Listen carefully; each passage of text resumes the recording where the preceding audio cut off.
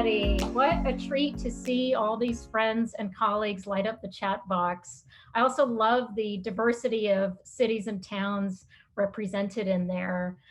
Welcome to the 2020 Out and Equal Southern States Forum. My name is Deena Fidas, and I'm the Chief Program and Partnerships Officer here at Out and Equal. My pronouns are she and her. Thank you. Thank you for showing up. Thank you for keeping our spirits going in this extraordinary year. And thank you truly to our hosts at Milliken and a friend of the organization, Halsey Cook, who you'll hear from momentarily. I also want to thank all of our partners that are so deeply invested in our Southern States work. Throughout the day, take a quick look at the website. See those companies that are out and proud with their commitment to LGBTQ inclusion. I'll be really brief. Why the South? I'm not going to pretend that there aren't challenges in the South.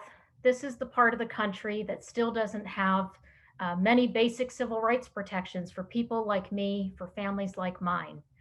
And yet at the same time, a part of my heart, and in fact, my family is in the deep South. That would be LA, not a city on the West Coast, but lower Alabama. And the South has a lot of strengths that frankly, the rest of the country could learn from. I'm speaking primarily about Southern hospitality. What is hospitality? Hospitality is welcoming the stranger, putting someone at ease, feeding them even, making them laugh, making them a part of your home before you know everything about that person. Now that is extraordinary. So let's take some of these strengths today, the ability to empathize, the ability to connect before you know every perfect word in this ever-evolving community, before you know every factoid about the LGBTQ community. Let's learn from each other about how to translate hospitality and empathy into a real blueprint for strengthening our teams, our individual and personal leadership, and our organizations and businesses as a whole. There's going to be a lot of heart today, but it's not just about heart. It really is also a key strategy in diversity, equity, and inclusion. Now, when I think about DEI leaders, Ricaye Harris is one of the first people that comes to mind. She leads the diversity and inclusion efforts for Milliken. She is a good friend of the organization. And quite frankly, she's why we're here and why we've built this relationship over the last few years. So without any further ado, it's my absolute pleasure to welcome Ricaye Harris from Milliken. Thank you all. Thank you, Deena, and good morning, everyone. As she just explained, Milliken is very excited to co-host the second annual Southern States Forum. At Milliken, we strive every day to create a culture that fosters an environment where every associate feels like they can bring their true, authentic self to work each and every day. It is absolutely the right thing to do, and it's smart. It enables business performance, defines Milliken's culture as the career destination, and positively impacts our community. At Milliken, we welcome all people and value and embrace their differences and perspectives. I have the esteemed privilege and honor of introducing Milliken's CEO, Halsey Cook.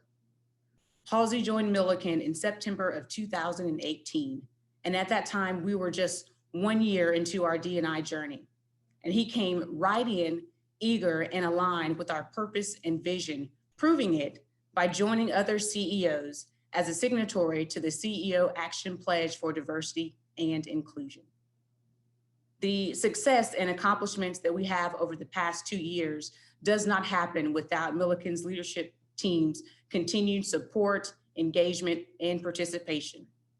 Maya Angelou said it best: people will forget what you said, people will forget what you did, but people will never forget how you made them feel. Halsey has made Milliken associates feel valued, respected, and appreciated because of his genuine care and concern for every Milliken associate, regardless of their age, race, gender, religion, or sexual orientation. So we are excited about his leadership and his passion to ensure that we continue to create an inclusive culture for all of our Milliken associates. So please, you all, join me in welcoming our CEO, Halsey Cook, to the virtual stage. Thank you, Ricaye. It's a wonderful summary and introduction. I feel humbled by your words there. Thank you, Deena, for inviting us. And I'm happy to be here with you this morning. Keep my remarks pretty brief, scheduled for 5 minutes, which is always a challenge, but this is a subject that I think we could talk about for hours, and I wish you a great conference together, because these types of conversations are how we make change. Our journey for change really started on this subject back in 2018. We had 4 affinity groups, and we were experiencing a lot of success with them. New Kids on the Block, minority group, women's group, and a veterans group. And we were thinking about adding an LGBTQ group. And there was some hesitation and trepidation being in a small southern town. And we reached out to Out and Equal, and starting with a meeting that we had in February of 2019, they have been a wonderful partner, and we have had zero regrets about launching this. It was enthusiastically embraced and has gone a long way, I think, with our associates on a number of fronts. First is it's been a great catalyst for change for us. There was a period where things couldn't be said. Now we have, I think, a much more open environment. And as we went into the pandemic, I can tell you that from a communication standpoint, from the CEO's office, but just in terms of teamwork and remote access and everything, for us to have made the declaration that everybody matters and everybody is included and appreciated in an emphatic way early on and before we were all apart in this time of pandemic has paid huge dividends in terms of people coming together and being effective in virtual work. I'd have to say also that it was very, very important for our values. We are a 155-year-old company that describes itself as values-led. We have some very strong vision values and documentation that comes from our shareholders, and they want a diverse and inclusive company. And so as we talk about our values, we've distilled them down into integrity, innovation, excellence, sustainability, and people. And that value in particular feels much more authentic and alive as we talk about being inclusive on all people as they come into this company and valuing what they bring and bringing their authentic selves to work, because that's really the only way people can be creative and productive. So in my mind, it has become not only an activity and an initiative that has made us more authentic, more values-led, but also more competitive. And we get that feedback from people who are considering the company as a potential place where they can have full forum and license to be themselves and bring their best work to the company. And that's what we want. Wherever you're from, whatever color you might be, whatever lifestyle you have, however you want to dress, whoever your partner is, we want you to be able to come and find a home in Milliken. So all that kind of came together, and I just don't know how we would have navigated it alone. Out and Equal has been just a tremendous partner in this. And so I'm going to pass back to Deena now and just leave it with a hope that you have a great conference together, and that, you know, she said a lot of people are doing extra work besides their day jobs. You also have been tapped to do your gay jobs, which she said I could say, because I found that to be true. We tend to ask people to do a lot of heavy lifting in terms of organizing and moving these types of affinity groups forward, and LGBTQ is no exception. So thank you for your extra work. And as I said, I think these types of conversations are how we change. And Milliken's happy to be part of it. So back to you, Deena. Wow, thank you so much, Halsey. This is the moment when I really wish we were all together in person and could hear the applause. How many of your CEOs would speak with such clarity and conviction about LGBTQ inclusion and the values of a company? We want to have more Halseys in the world. So again, thank you. Thank you so much, Halsey, for your commitment, your leadership, and your time and compassion. So with that, I'm so excited because we get to now welcome leaders from Walmart, from Northrop Grumman, from Bank of America, and from Airbus, extraordinary leaders in their own right, to talk about the legacy and the future of diversity, equity, and inclusion in the South. Thank you all so much.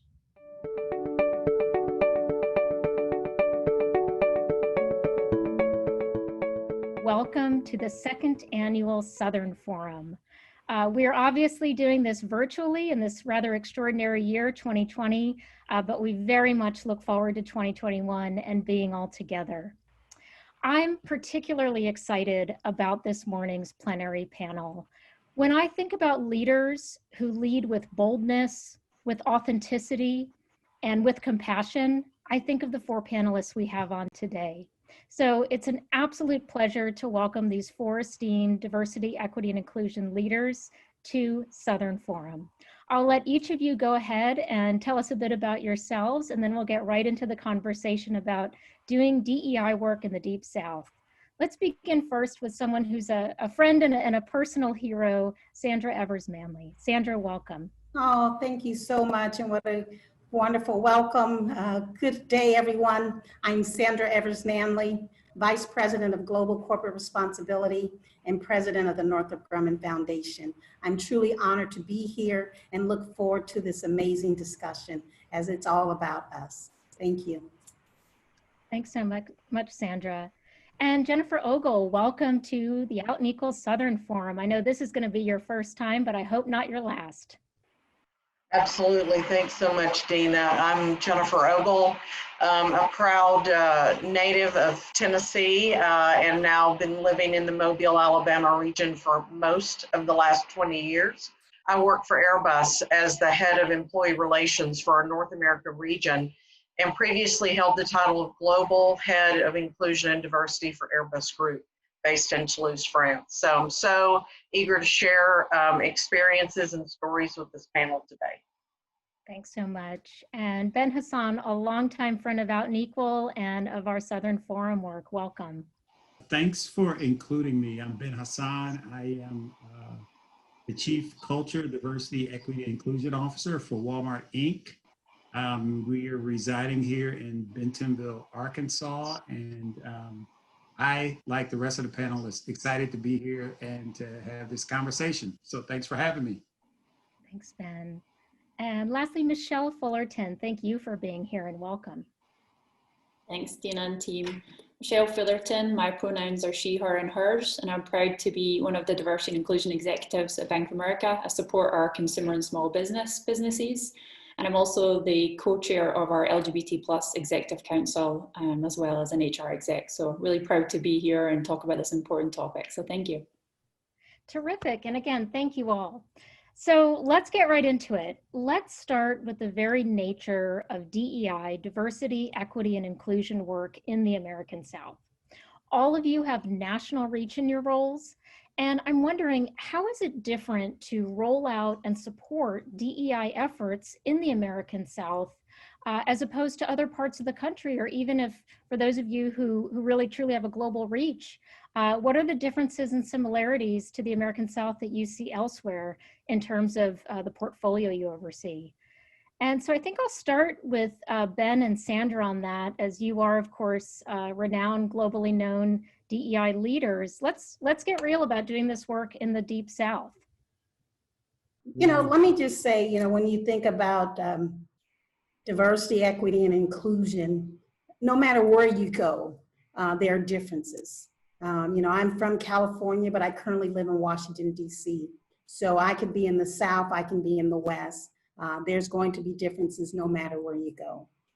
I think what makes the South a little different is that, you know, again, it also may depend on your workforce. You know, we may have a large manufacturing workforce versus a more professional workforce. So there's differences no matter what. I really don't like to sort of separate.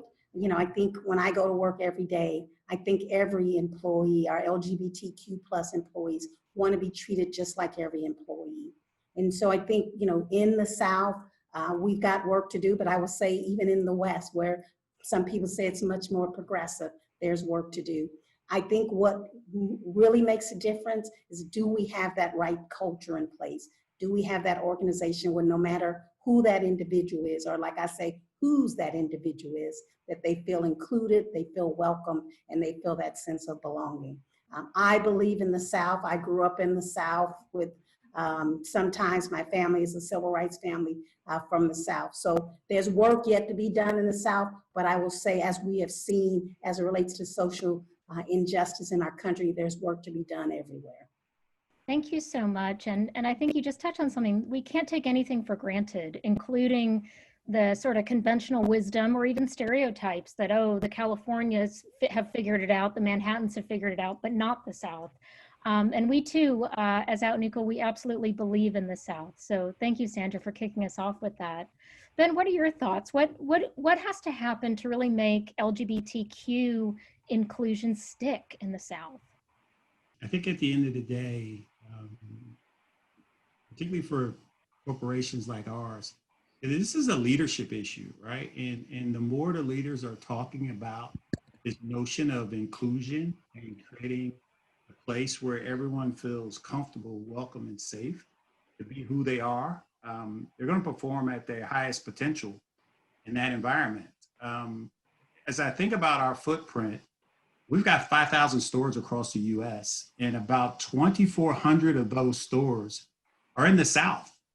1.6 million people who work for us, and about 600,000, almost 700,000 in the South.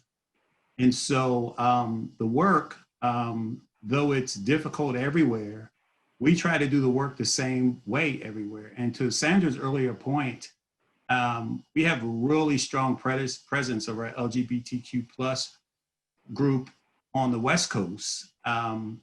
Very strong presence, but we also have a very strong presence right here in Bentonville, Arkansas, which would probably surprise a lot of people. We try to connect the groups together. We have a large group as well in the New York, New Jersey area. And so our ability to connect those groups in a way where they could support each other across our nation, we think is critical in terms of continuing to do the work. And I said, I'll close where I started. At the end of the day, inclusion is a leadership issue. And when leaders are talking about it as part of their strategy of their business, when they're saying, we want this to be an inclusive place for everyone, the organization will begin to incorporate that as part of their culture. You know, what both of you have just touched on, to me, speaks to some of what we talked about in our opening today, which is that there's a lot about the South that might surprise folks. The fact that the largest population of LGBTQ folks in this country are working in the South. The states with the highest rates of LGBTQ parents in the South. And so some of these coastal stereotypes, they're just flat out wrong. And I am curious, you know, both Jen and Michelle, at different times in your career and in your lives have moved to Southern states. What has been your experience, and what, if anything, surprised you, either for better or worse? So as people can probably tell from my accent, I'm not originally from the South, as Deena said. I'm actually originally from Scotland, and I came to the States via New York. And when I chose to remain in the States and make this my home, and I'm now a proud green card holder, I really thought about, where did I want to live? Where was going to feel like home for me? And luckily worked for Bank of America and had the option to check out and ultimately then choose to move to Charlotte, North Carolina. And for me, it was the culture, the people, the weather, the warmness, not just of the weather, but the people, the food, the hospitality of the South that really drew me.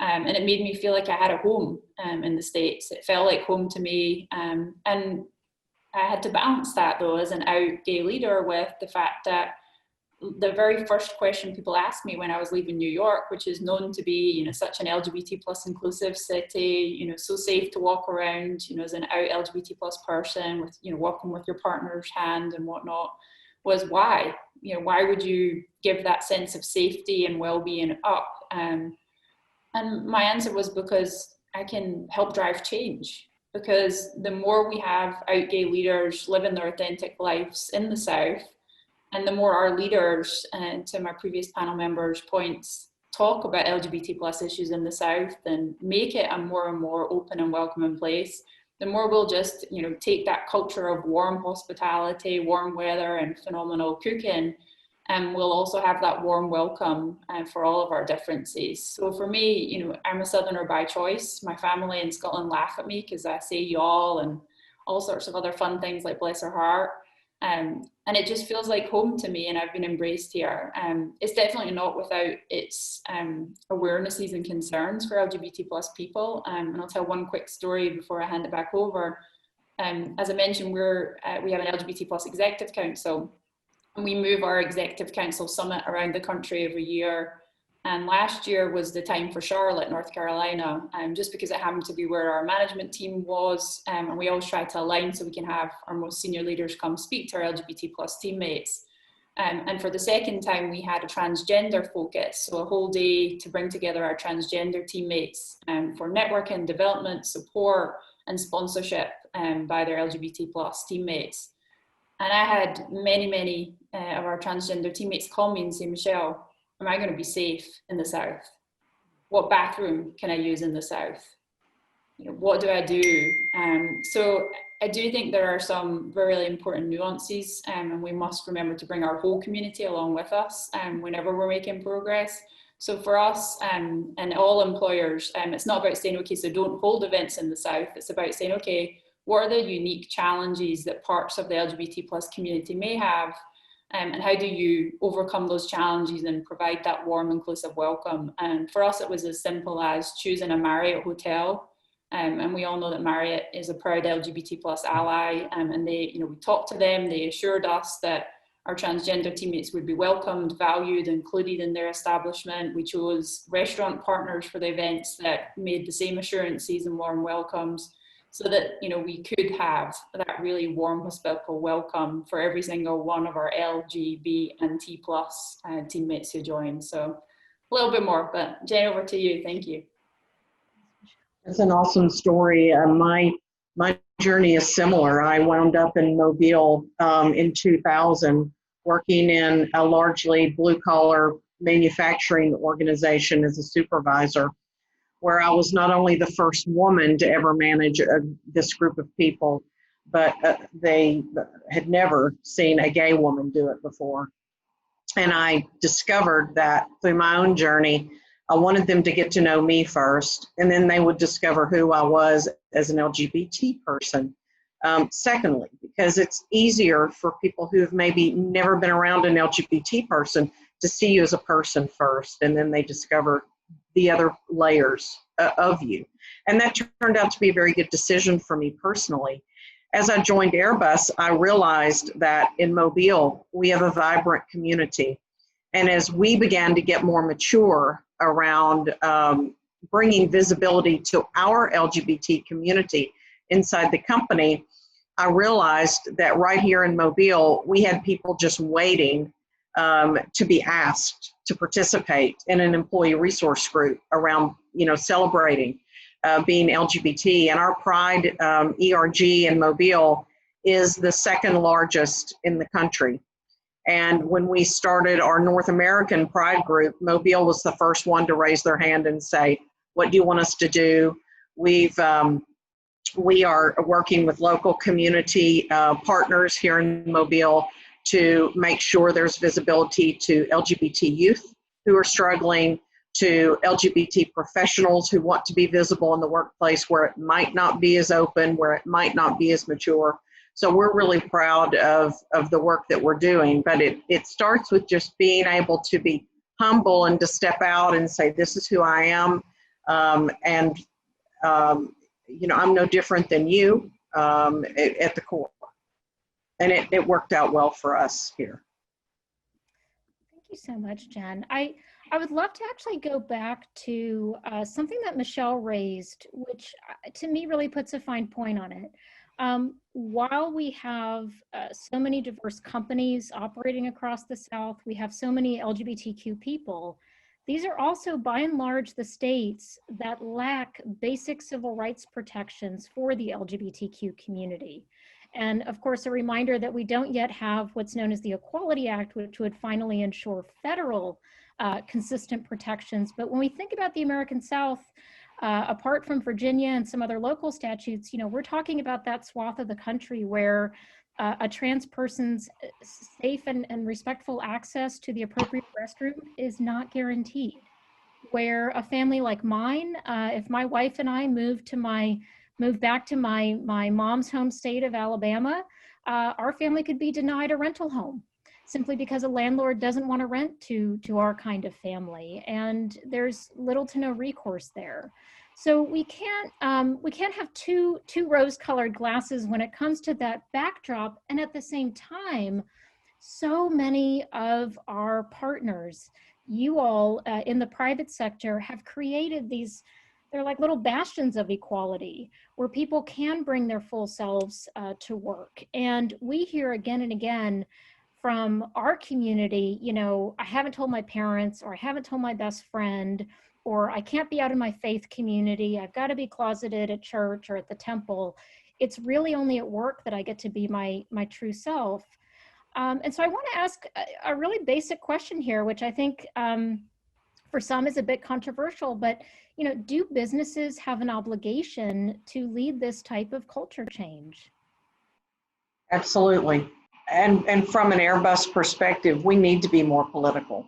We need to put more pressure on not only the local communities in which we live, because guys, let's face it, we put billions of dollars into the local economy.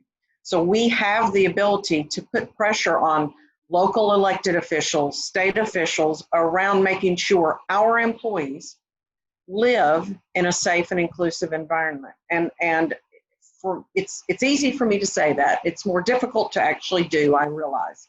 But I do believe that we have the ability as private employers to put this kind of pressure on local and state government, and we should. Yeah, and this is Sandra. I want to just say this is, again, a leadership issue. You know, our company, when we left California and moved to Virginia, there were certain laws that we had in California that didn't exist in Virginia. I will just say, you know, our company, we've signed on to various amicus briefs as it relates to LGBTQ rights, policies and laws. And again, it starts at the top. It's really about that tone. You can't be one way inside the company and not speak to various issues that may discriminate against LGBTQ plus community. So I will say that our chairman and CEO, both current and present, has been very visible on our commitment for our LGBTQ plus community. We have sent letters to various communities and states when there have been various laws that go counter to our commitment to our LGBTQ plus community. So we have an obligation, and it's important. It's about that tone, that leader being visible. And I'm very proud to say we have made those inroads, and we must continue. Mm-hmm. Thank you so much. And what I also hear in both of your responses is that the center here, the center of gravity is our employees. You know, where can they thrive? Where can we ensure fairness for them? Ben, I know, you know, for the last decade plus that I've gotten to work with Walmart, the centering of the workforce, the centering of the communities in which you operate, and, you know, alignment around your DEI values is paramount. We at Out and Equal were particularly excited when you all rolled out the option for all of your customer-facing folks at your different stores, you gave them the option to actually have their pronoun pins there. And it is not an exaggeration that that might create a space for a truly life-saving conversation. For that trans or non-binary kid who's been scared, who's not sure how they could even talk to a parent or a grandparent about their identity, when they walk in a store and mom notices these pins and says, do you know what those are about? And then that child gets a space to really talk about it. That's extraordinary. And so we really, we as a community are grateful for this level of leadership, which I imagine also reflected some strategic business decisions. And I'm curious if you can expand on, how is it that, our country's largest retailer is also, promoting this level of visibility and inclusion with respect to pronouns? Yeah, I actually think this whole discussion and issue around including versus not including people, it's a fundamental business issue. I mean, we are in a war for talent, regardless of what business we're in. The competition is steep for customers. And guess what? Intelligence, ability exists in all walks of life. And we actually want the opportunity to tap into it wherever it resides, regardless of who you love, regardless of your ethnicity, your gender. It really shouldn't matter. We want those customers, and we also want those folks to come and work at our company. They bring a great value and a great innovative approach to the work when they feel like someone cares about them. So that's fundamental to us. Now, I will tell you, for several years, we would get requests from members of the LGBTQ group about their badges. And, their names has changed and people are calling them the wrong pronouns. And so there was an associate in the store who, an hourly associate who sent an email to our EVP of people for Walmart US and said, hey, how about we have some pins? And so we were like, what? And they were like, yeah, you can put your pronoun pin right by your badge and then people would know who you are. So the request came into my team. They turned it into kind of a competition of who can create the coolest pins. We decided, okay, this is the set we're going to use. We posted all over social media and we got a response that we were really surprised by. I'll be completely honest how surprised we were. We packaged them up and mailed them out to the locations that were interested in the pins. And then they're also available in our company store where we sell lots of Walmart paraphernalia, the Spark and Sam's Truck and all of those kind of things. So, and now they're available to buy at our company store, or if a location wants a bag full of them, we'll package them up out of my office and send them off. Sometimes it's just the little things that leaders do that make people say, this is the place for me. I just think that this notion of inclusion and how it's baked into the associate life cycle from the time you are on campus or recruiting experienced hires until retirement. If inclusion is embedded along that life cycle, who you hire, who gets promoted, how are people compensated? I just think it makes your company better. Businesses today have a responsibility, I think, to do good in society while actually running a good business. And I think there's been no more important time than the time we're living in right now for companies to stand up and take a stand. And hey, Deena, I'll just jump on what Ben shared, because we also have pronoun name badges at Bank of America. And one quick story I'll share is we thought we might need to do a bit of training and support, for the teammates of the employee who wanted to wear the pronoun name badge. And what we found instead was similar to Ben and Walmart, that we had these amazing heartwarming experiences where a transgender or gender expansive teammate would ask for the pronoun name badge so that they were not misgendered by our clients. And then everyone in the whole centre would say, well, we want to wear a pronoun name badge too, because we want to, you know, be part of supporting our teammate here. So that sense of inclusion, it just, you know, keeps going up and up. When you offer teammates, you know, these small but significant symbols. And I'm obviously wearing our flagscape, our rainbow flagscape today. Again, small but significant. And the funny story here around leadership is when this came out, we were told it was to be, you know, just like a tie pin or some sort of less visible symbol. And then our CEO and chairman, Brian Moynihan, went on Bloomberg wearing it as a lapel pin. And hence the Bank of America flagscape lapel pin was born. And we were all like, phenomenal. Now, because the boss has worn it, we all get this really visible way to show our company's support and inclusion. So those little acts of inclusion just really carry on. And Sandra, I'd love to also turn to you because, again, for somebody just kind of casually aware of all things LGBT in the workplace, it might surprise them that one of the world's leading, you know, aerospace and defense firms is also a DEI leader, and specifically a leader for the LGBTQ community. Can you just shed some light? You know, how did this happen? What were some of the moments of challenge and success after? Well, first of all, I would just say to everyone, you know, what we're talking about today is about culture, and it's about being responsible to our employees, all of our employees. It's also about creating that place where everyone feels safe and included. So our DEI journey, it's been a journey. I'm not going to say we've been there from the beginning. You know, it started first with a policy, a sexual orientation policy. But I will just say, so we've been on this journey to be a very inclusive organization. Do we still have a lot of places, way to go? We do. What I'm very proud about is where we are with our LGBTQ plus being a very inclusive company. We've got an incredible employee resource group called PRIDA. That group has been very vocal, it's been very visible, and it's been very bold. For example, bringing forward that we want our pronouns on our badges, talking about those safe spaces, is this space safe? So one of the things that I will say when we talk about leadership, we do an employee survey every year.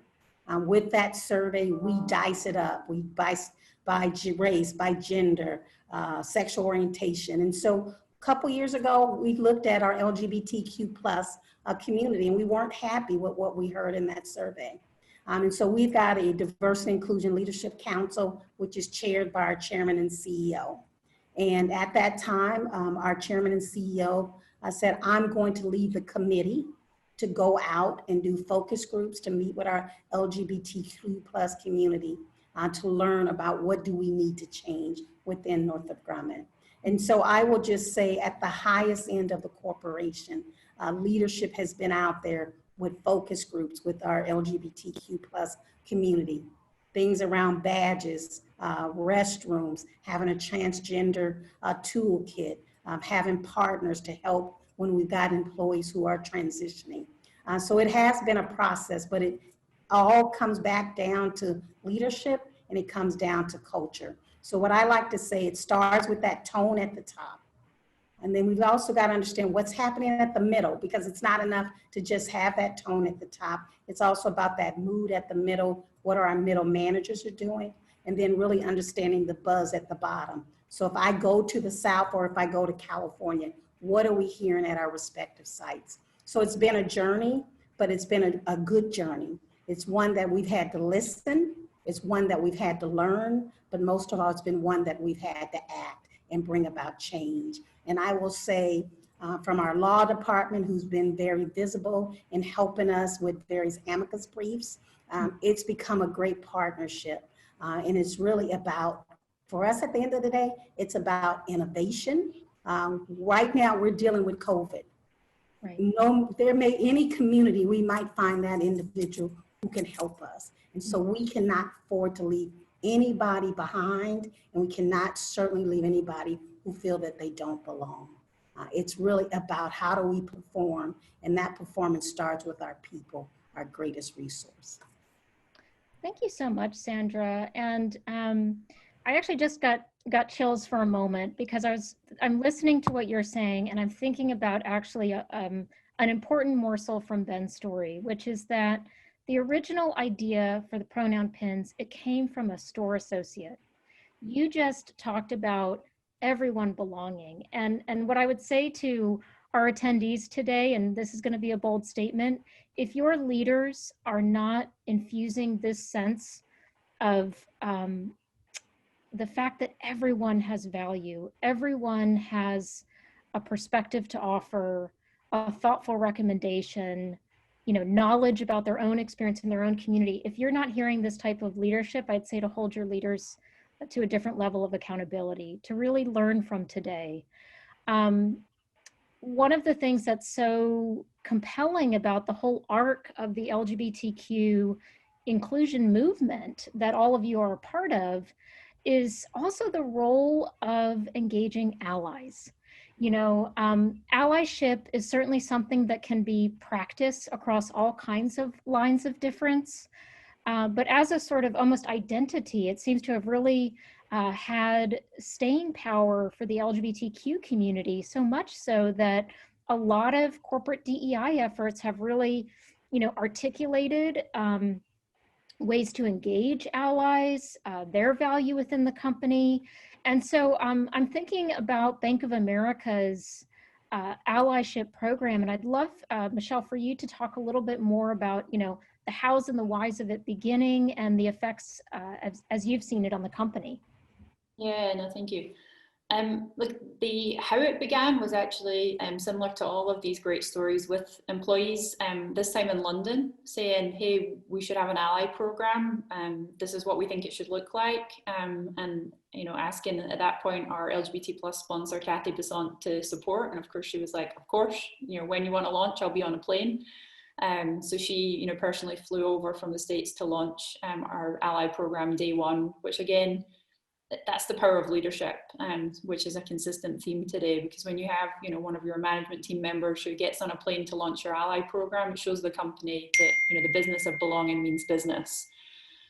So that was our start. And, it started with simple things like, let's give people a sticker so that either on their computer, on their desk, whatever it may be, they could show visibly, I am an ally. And again, show that visible connection. Then we got more and more sophisticated. And what we have now is we have this amazing ally sort of intra website that people can use, and you go on and it either as an out of work person or an ally, and it's got you and it's got your immediate team, it's got your whole sort of department or your whole location, and it shows you everyone that's out at work or an ally, in your team, in your location, in your wider business area. So for people who are traveling, for people who are thinking about a new team, a new manager, it's this amazing tool to be like, wow, if I joined that business, I would have, 10 allies in my team already. Of course, I'm going to belong there. So it's a really easy and powerful way for people to get that signal of you belong here, you're valued, you're included, who you are matters to us. And it's been incredibly successful. We every year sort of get more and more allies. We're at about 30,000 now, and growing by the day, and they are hungry to be more and more active. They're always asking us, what can we be doing more? So this week we have a lot going on around transgender awareness, and lots of great sessions so that our allies are allies to the whole LGBT plus community. So it's been a real phenomenal tool for us, and honestly it started as simple as some basic branded stickers and some programming, and then now we have this sort of complex great technical tool that helps people. Yeah, thank you so much. And Sandra, what do you think of whether just in a very human sense when you think of the word ally, or also in a more structural sense within a company? That ally is that person that's going to speak up. They're going to be there for you. I will give you an example. I really believe that within Northrop Grumman, our LGBT plus community really brought home what ally means. And we've seen that this year with the George Floyd killing. When we had Pride Month this year, our LGBTQ plus community basically said, you know what, this year it's about really making sure that our Black employees are cared for. Those are allies. Those communities came together and had conversations. They walked hand to hand. And so that ally is someone that's going to look out for you to know that I'm here. I'm in your community as an ally. You can call on me.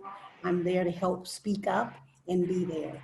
I am an ally, and anybody within Northrop Grumman will let you know at the highest end of the corporation, I will make sure that if any issues brought forward or any ideas that our LGBTQ plus community brings forward, it's just like I'm in that community as well. So that ally is going to be that champion. They're going to be that supporter, and they're going to help to make sure individuals get the resources that they need. And most of all, they're going to bring forward those issues that they may see.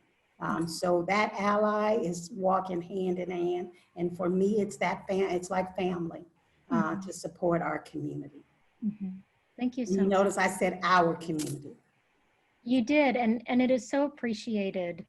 You know, quite realistically, there was a time where even some of the best straight allies in the world would still shy away from the royal we, you know, and so it means a lot. And it also means a lot that part of what I'm hearing is, for example, the white LGBT leaders within Northrop said, this is not a time for celebration. This is a time for reflection and allyship and stepping back and giving other people space. And I think what you're also then leading us to is, how do people develop a sense of common ground with someone who is different from them? But then what's that secret ingredient or that process that gets it from we're different to, wow, your fight is my fight.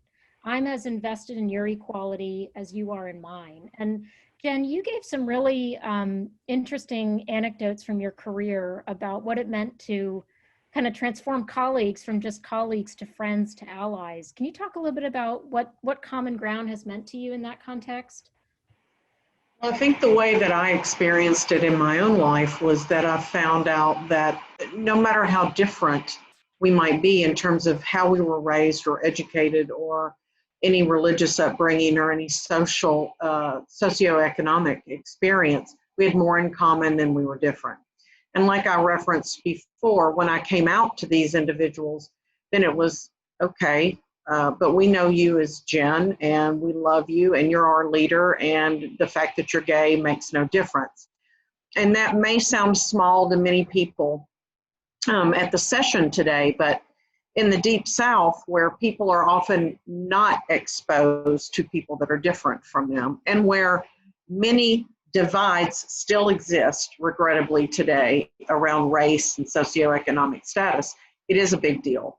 And, you know, I was thinking a lot about what Sandra was saying, and the power of allyship is reflected in the power of the culture in the organization, because the stronger the ally presence in an organization, whether it's for LGBTQ people, whether it's for people of color, whether it's for people of a different ethnicity, nationality, then we all feel like we belong and we all feel connected in some way. And that's the main thing we're trying to get across in our company. You know, as you guys know, in the aviation industry right now, we're struggling and we're suffering like many industries due to COVID. But one area where we're growing, which we're very happy about, is in our location in Mobile. So one of the challenges we have is to make sure that we are demonstrating that inclusivity, that allyship that we have, not only for LGBTQ people, but for everyone, so that everyone knows who Airbus is. And I believe that, as Sandra said, yes, it starts at the top, but it's got to be at the bottom and in the middle, so that everybody knows that I have responsibility to be that ally, to make sure that I'm cultivating that culture of belonging, so that no one enters our company without knowing their own personal responsibility of being part of that culture, of being a safe and inclusive place. Exactly. Thank you. And, you know, the headlines this year, reckoning with race and racism and racist violence in this country, COVID, certainly LGBTQ milestones. You know, we had a huge Supreme Court victory. We still have a ways to go. there are people, of course, affected by every single one of these. 4 in 10 LGBTQ Southerners are also people of color. And when we look at the initiatives that all of your companies have invested in, we see the recognition of diversity broadly. And then I think those of us on this panel are also saying, well, let's also bring it to this intersectional space that the, first generation Mexican-American woman who also happens to be bisexual doesn't have to choose which one ERG she belongs to or which one group she belongs to. She belongs to multiple. And I'm curious if, particularly Ben, Sandra, Michelle, if you want to add to this, all of your companies have these investments in place. And what do you see as critical to the success of promoting intersectional inclusion at work? We have to address people's hearts and minds. And in many ways, many Americans have been sold a story of separation around race, around religious beliefs, and around personal beliefs. And I think that leaders need to understand that we've all heard those tapes. Those tapes are playing in our heads. Our brains, where our unconscious bias lives in the fast side of our brain, we're making decisions with those tapes every day. We talk about this in terms of how do we get away from a compliance approach to the work, where you're worried about the laws and you're worried about getting sued and you're worried about what your reports look like. How do you shift to a neuroscience and a social science approach where you're educating leaders on how their beliefs are affecting people in the workplace? Mm-hmm. So if the neuroscientists say that when we experience difference, most human beings' reaction to difference, their first reaction, is almost always a non-inclusive one. And it's how our brains, because we're looking for patterns, and when we don't see the patterns we expect, our first reaction is to draw back. It's in our DNA, and you can't avoid it. But leaders need to understand that's what their brain's doing. If you spend 95% of your waking hours in your fast brain, then you're making decisions with those unconscious biases all day long. The neuroscience, when most people hear bias, they think bad. The neuroscience say, no, if you get a good result from an unconscious bias, it's actually a good unconscious bias. You get a bad result, it's a bad one. And you can actually rewire your brain to pause when you experience difference and not react to that first action. So that's part of what we're trying to teach leaders. And this matters both along the life cycle of HR, right? Who you hire, where you recruit, who gets promoted, who gets compensated versus not. So we're trying to teach leaders that. The other thing we're trying to teach them is this history, because there's a history of laws that have been created in this country that affects all of these marginalized groups in a way that we just accept it because that's the way the laws was written. You already mentioned this, Deena, about the laws that exist that leave people out. Well, the country was built on a set of laws that have left people out. And one of my favorite authors, Brian Stevenson, says, until we're really to have some truth telling about how we become so situated, there won't be any repair, recovery, and reconciliation. So I'll close by saying this: we have to talk to each other. We have to spend more time talking to each other, and we have to give each other grace. My mother, God bless her soul, she passed in 1984, but when we sat down at the table, you didn't eat until you said grace. Now, I'm not trying to preach religion to anybody here, but what I'm saying is when you invite someone different to your table to talk about the issues that might affect you differently, you got to give them some grace, because chances are they're going to mess up and say something they got no business saying. And they may be in a position to actually help you with the work, but if you just chop their head off because they said something you didn't agree with, then guess what? They're not going to come back and help. So we need everybody at the table, regardless of your personal beliefs, to create an inclusive environment and actually begin to be educated about other people's beliefs. I think we got to take more time talking to each other. Thank you so much, Ben. I love this point about giving each other grace. The nature of seeking out allies and being an ally, the nature of it is that it's imperfect and that we're all growing and evolving. And if we can't forgive each other in that journey, then I'm just not sure how much longer we can go on together. So I really appreciate that. Sandra, it looked like you had a thought come to mind as Yeah, I mean, I couldn't agree with Ben more. I think one of the other things I would say, you know, I often tell individuals, sometimes we've got to make hard decisions, and then most of the times we should be making heart decisions. And this is really about the heart and how we make people feel. And I just really believe at the end of the day, it's really about how do we create those spaces of learning, the space of listening, and the space of leading, and the space of lifting. And if we do that right, it means that if I'm a Black female, if I'm a Black female that's LGBTQ, I'm going to be valued for who I am. And so it comes to what is our value system? How do we value individuals in that intersexuality? But it's really about that heart. It's really about the lifting, the leading, the learning. And I really believe it's at the end of the day, it's about the loving. I believe that I want to be felt that someone loves me. And at work, I may not use that word love, but at least you're going to value me. You're going to value who I am and what I bring to the table. And I think we need that now more than ever. I think with COVID, if we can't be more giving, if we can't be more loving, and if we can't be more lifting and more learning, then something's very wrong. And now more than ever, we cannot continue to discount anybody. It's really about how do we make everyone feel of value. Thank you so much, Sandra. And Michelle, was there something that came to mind for you? I keep coming back to something that we've done that's really helped all of our employees sort of come together to connect over difference, and it's something called Courageous Conversations. And it actually started with one of our queer Black teammates who came to our Chief Diversity and Inclusion Officer and said, I see too many people who are part of my Black African American community and my LGBT plus community who are being victims of violence.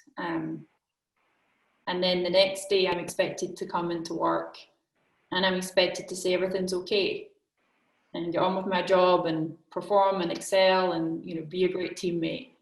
And I'm not okay. So, you know, when are we going to start to have those really hard conversations? We have the foundation built now. We have this great, you know, global diversity strategy. We have ally programs. We're more advanced in our, you know, DEI journey in some ways. So is now the time that we get to talk about the difficult stuff, who we are, how we belong, what the barriers are that we're all facing, you know, outside of the safe spaces we're creating in all of our workplaces. So we started Courageous Conversations. We talked about issues of racial injustice. We talked about belonging, you know, exclusion, LGBT plus, what it was like to be Asian American, what it was like to have, you know, children, all different topics. And we started a few, and then now it's become just part of our culture. So when Keith Lamont Scott was shot in Charlotte a couple of years ago and we had civil unrest, the first thing we did was we had Chief Putney, who was then the Chief of Police, and local civil rights leaders come together with local leaders from Bank of America and say, okay, let's have a courageous conversation. How do we heal together as a community? What's our responsibility as one of the local, you know, large employers in the community to bring the community together to heal, to understand the issues and the systemic injustices, but also to have these courageous conversations and to move forward together. So, and what I always tell people is a courageous conversation doesn't have to be, you know, a big panel with chiefs of police and, you know, amazing civil rights leaders. It can be a couple of colleagues where you say, hey, you know, let's get our employee networks together, or, you know, it's Transgender Awareness Week right now, you know, maybe 5 of us should get together and figure out, you know, what we don't know and how we could learn from each other and what more we could do to be allies to our transgender teammates. So courageous conversations can be tiny and in small groups, but they can obviously be hugely impactful, especially in the South, where there is just a little bit more of a culture of, you know, there's certain things we don't talk about. We don't talk about politics, we don't talk about religion. And actually, especially in the South, we have to talk about politics and religion. We have to talk about the inclusion of belonging. And we have to talk about the systemic barriers that still exist for our communities of color, for LGBT plus communities, for all of our communities of difference, and how we can all be part of, you know, breaking those barriers together. So Courageous conversations would be my key thing for folks in the South to start to do in whatever way you're comfortable in your company. Thank you so much, Michelle. And I especially love your point that a courageous conversation doesn't have to happen on stages or on, executive, in executive platforms. There are daily decisions we can all make to be more courageous with one another. So thank you so much for that. Well, our hour has nearly flown by, and certainly these conversations are going to continue throughout the day today and over the course of the year, as we're going to be releasing even more resources and testimonials of the power of this work across the South. This has been a tough year, and yet we have found resilience, we've found community with one another. And I'm wondering if I could ask each of you, what gives you hope as we head into 2021 and beyond? What gives you hope for creating and growing cultures of inclusion and belonging across the South? I was thinking about that as you were speaking, and I was thinking, yes, 2020 has been a very difficult year for us. I mean, certainly you have the COVID in the forefront, you have injustice at every turn with people of color, people in marginalized communities, and just people that are perceived as different. But, I think that gives us a platform and has given us a platform for coming together, because we're all experiencing these hardships at the same time. They're running a really cool ad right now in Alabama that the Department of Public Health has put together that talks about your responsibilities around COVID, masking, social distancing. And it talks about how COVID doesn't discriminate. If there's one thing we've learned, COVID doesn't discriminate. It affects everyone. So it automatically gives us this common platform for where we can come together and say, how do we make sure that as we come out of this crisis that we've all experienced, some worse than others, surely, but that we've all experienced this crisis, how do we come out stronger? How do we enable it to strengthen our workplace culture so that we're even more connected coming out of it, where we understand each other in a better way, in a more intimate way, in a more unique way, to where we can be even stronger as one. That's at least the culture we're trying to build at Airbus, where we are truly one. And it's not about differences, it's about the commonalities that we have. So that's what we'll drive moving forward. And that's truly what speaks to me and my heart. So it's an easy thing for me to connect with. Thank you so much, Jen. And Ben, what gives you hope right now? The power of the human spirit, the power of human beings gives me hope. The fact that though in today's society, where everyone can be a news reporter, anybody can be a news reporter in this society. And so what we hear mostly is the power of the extreme positions. And I believe most of America doesn't live in those extreme positions, but they're just not as loud as the extreme positions are. So I believe that as we continue to listen to each other, as we continue to lead where we are, we all have a responsibility to lead where we are. And then as we begin to learn more and more about each other, that gives me hope that we will survive this like we have survived so many other things in this country. The last thing I'll say is my youngest son is 33 years old. And so we've been having this interesting conversation where I'll say, you know what, son? 20, 30, 50 years from now, someone will write books about 2020 and George Floyd and the pandemic and the unrest in the street. And he teases me all the time. He goes, Dad, 20, 30, 50 years from now, they may not be writing books anymore. I'm like, whatever, son, whatever, however we're documenting history. This is going to go down in history. And my hope and prayer, specific to your point, is that corporations in particular will come down on the right side of history. That's the other thing that gives me hope, is that corporations have actually stepped up and said, we have more than a responsibility just to the shareholder. We have a responsibility to society. And I think for the first time in my almost 40 years in corporate America, corporations are taking a stand. They're using their voice in a way that makes complete sense for me in the day and time that we're living in. Thank you so much, Ben. Sandra? You know, I was thinking it becomes an affordability issue. We cannot afford to let today be better than what tomorrow will be. We've got to create a world where everyone feels so valued and so included. We cannot afford to only look back and not learn from what our troubles are today. And it begins with each of us. Inclusion begins with us, but it also begins with me. And it begins with those very small acts that we can do. We need the conversations, but sometimes we just need the hello. And sometimes we need just the how are you doing? And so those small acts of inclusion, those small acts of belonging will create greater tomorrows. And so I would just say it all starts with us being more, having empathy, being more loving, more giving, and most of all, more understanding. Thank you so much, Sandra. And Michelle?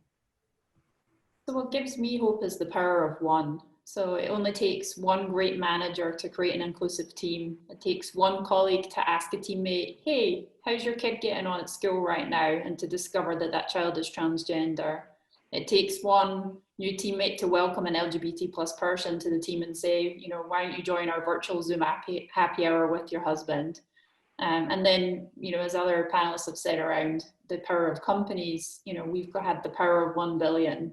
So we've made at Bank of America a $1 billion commitment to tackle racial injustice in all of its forms.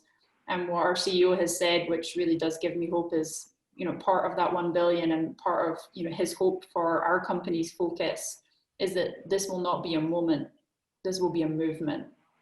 And that really gives me hope. We all have to work together to make sure that this is a movement, and it's a movement that moves us all forward together. Thank you so much, Michelle and Sandra and Jen and Ben.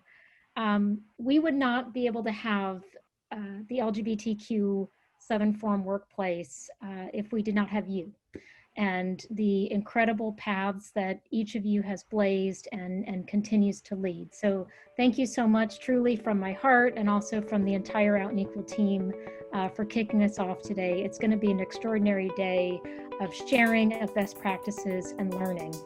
So thank you again.